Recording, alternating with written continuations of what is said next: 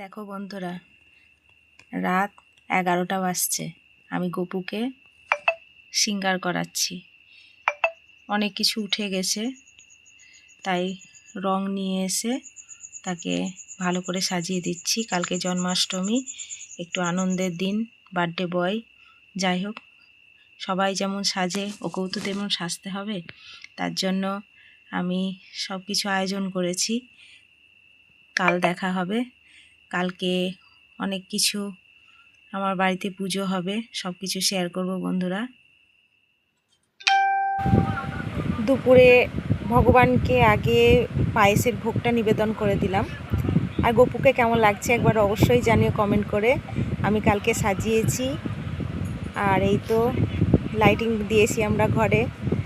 যাই হোক, মনের মতন করে সাজাই, এমন কিছু পারি না, যেটুকুন পারি এইভাবেই সাজাই। খুব ভালো লাগে সাজাতে, এই বছরে একটা দিন। তো আমার গপুকে কেমন লাগছে একটু বলো। আর ভগবানের ভোগের জন্য আমি পাঁচটা সবজি কেটে নিয়েছি। আর এটা তাল লুচি হবে, আর এটা তাল বড়া হবে। তার জন্য মেখে রেখে দিয়েছি সব। আর বাইরে প্রচুর বৃষ্টি হচ্ছে, আর আজকের দিনে বৃষ্টি হবেই, কোনো কথাই হবে না বৃষ্টি না হওয়ার।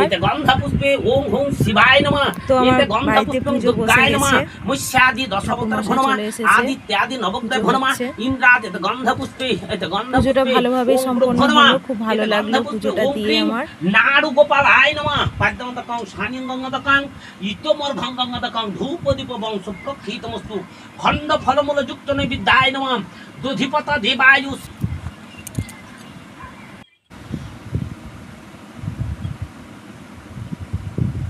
ফুলে ঢেকে গেছে গপু, মানে এত ফুল পড়েছে, গপু কোথায় ভিতরে চলে গেছে মনে হচ্ছে। তো যাই হোক, এই আমাদের পুজো সম্পন্ন হলো।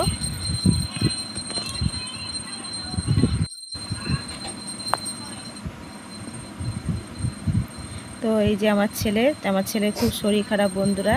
তো আজকের ভিডিওটা এই পর্যন্ত।